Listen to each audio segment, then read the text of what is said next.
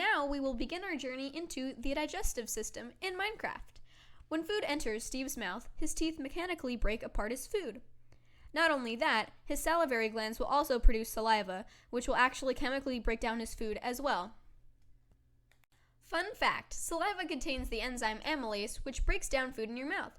Digestion of food begins even before your food reaches your stomach. Once Steve has decided he's chewed his food enough, he decides to swallow. His food will enter his esophagus, which will undergo peristalsis. What? Peristalsis, you know, the muscularized pump that moves food down your throat. Oh. Come on, Magikarp, you didn't think your food just fell down your throat, did you? Of course not.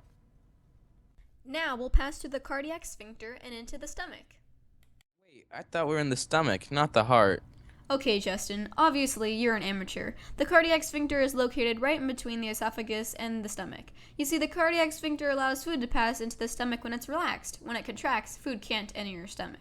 Then why is it called cardiac if it has nothing to do with the heart?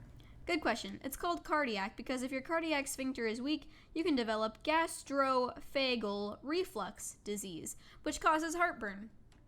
Alright, once we've passed the cardiac sphincter, we can now begin our journey into the stomach. Hydrochloric acid, or HCl, helps chemically break down food, and it's represented by all of this water you see here.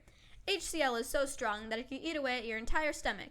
However, thanks to all this gross, bouncy mucus in your stomach, HCl is not able to eat you from the inside out.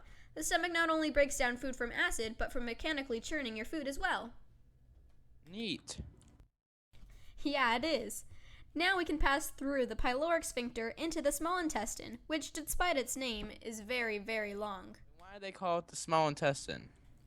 They call it the small intestine because it's very thin. However, despite being very, very skinny, the small intestine is much longer than the large intestine.